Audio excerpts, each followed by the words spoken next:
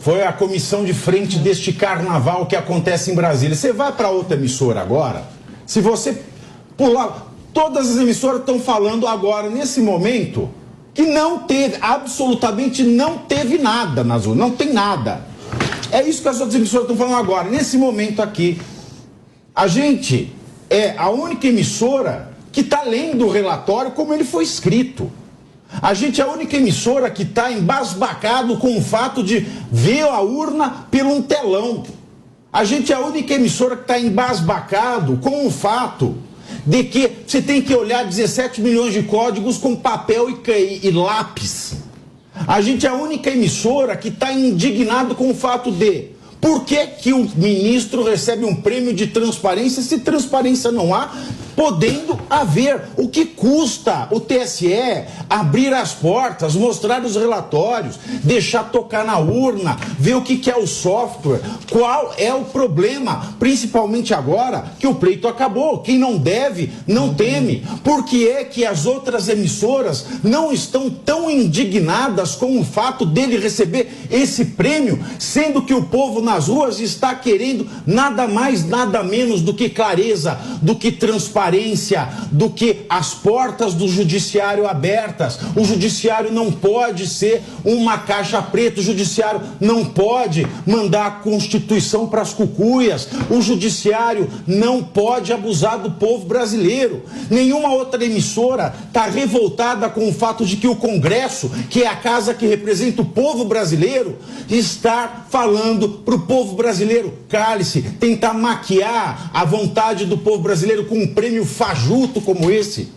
Eu acho que eu estou irritado. Não, vamos lá, eu quero falar um pouquinho, Caio, sobre isso.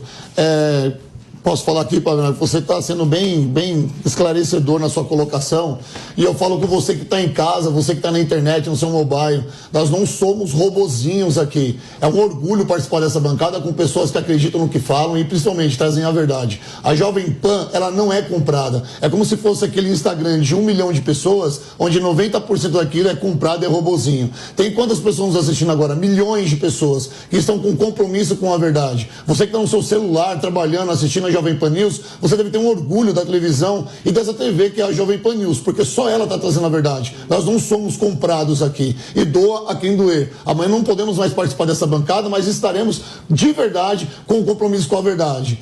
E voltando ao assunto, quando a Juliana fala para mim que foi razoável o prêmio dado ao então ministro Alexandre de Moraes, me assusta um pouco, porque talvez ela não saiba o que é a colocação razoável. Razoável para um cara que está tentando nos calar, está tentando calar o cidadão brasileiro, está tentando calar o Brasil que agora está se manifestando, está tentando calar quem se opõe a qualquer decisão que ele tomar.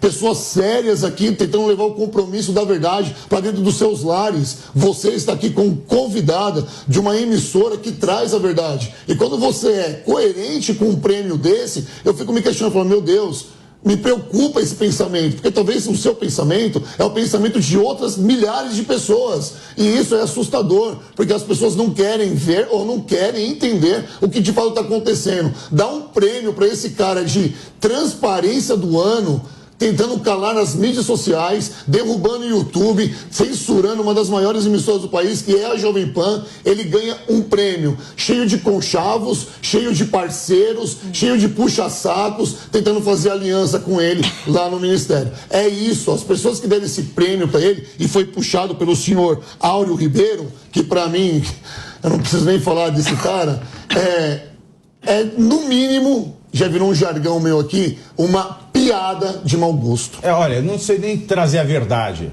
A verdade é que nós estamos sendo afastados dela. A questão é, porque o pessoal do Amor Venceu, não, o pessoal do Amor Venceu é ótimo, tá falando, nada, a fake news não é fraca. O que a gente está trazendo aqui é, não há conclusão. Por que não há conclusão? Porque não se deixa verificar. Não há conclusão porque não se deixa fazer uma auditoria do jeito que ela deve ser feita. As outras emissoras estão falando, não houve fraude. Eu não estou falando aqui, eu acho que ninguém aqui também está afirmando que houve. O que a gente está pedindo é, deixe auditar. Deixa a gente acreditar que não houve, então. Não houve? Beleza, então me faça acreditar que não houve. Que jeito você vai me fazer acreditar que não houve? Eu e milhares de brasileiros, porque não são só os que estão à rua, são nós que estamos aqui, que eu sou cidadão, eu sou um brasileiro, eu sou empreendedor, eu contribuo para o crescimento do país. Me convença. Que jeito? Com transparência. Eu não estou pedindo nada além de transparência. Não se trata de questionar o resultado da urna aqui. Se trata de transparência. Quando falta transparência, aumenta a desconfiança. Eu dou um exemplo aqui, eu já dei esse exemplo em outro programa, mas se você chega na sua casa e o seu esposo ou esposa tá ali no telefone falando com alguém, olha, tô doido pra te ver, tô com saudade de você. Aí você chega e fala, com quem você tá falando? Ele fala, não era com ninguém. Não, com quem você tá falando aqui? Desliga o telefone. Não é com ninguém. Ele vai e apaga a chamada, o registro da chamada. Beleza, aí depois ele começa.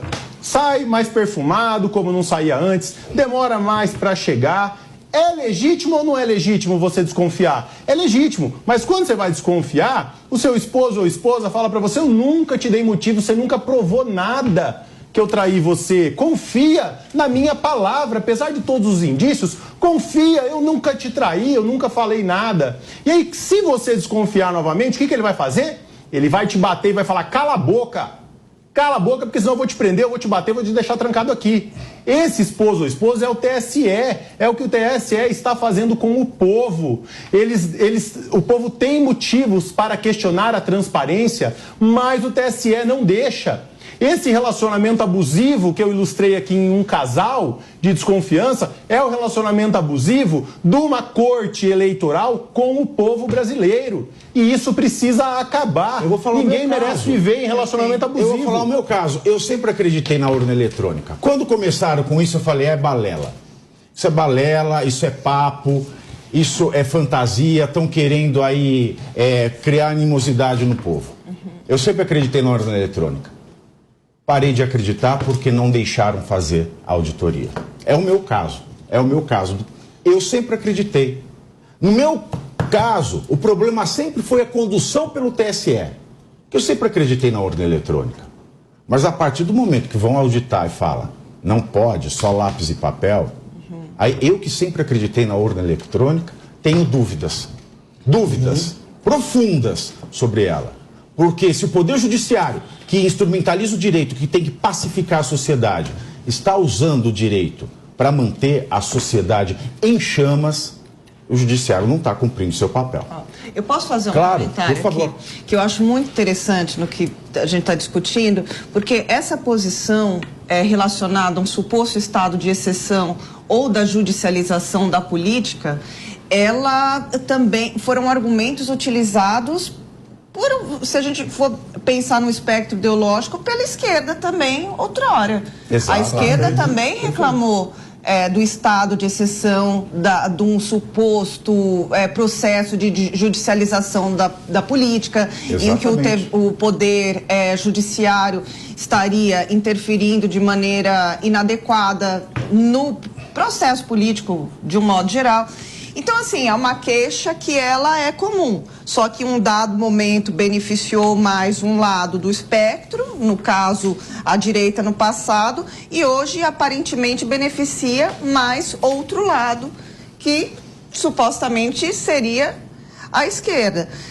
Diante disso, eu pergunto para vocês que tem uma ênfase crítica tão, assim, realmente acentuada em relação ao TSE, que foi, inclusive, quem convidou o Exército, apesar das limitações, que é o que vocês todos estão questionando. Convite, né? Você vai, enceba, né? Ensabou, tudo e depois, bem. Tá, então, qual que é a solução do problema? O que poderíamos fazer para solucionar esse problema?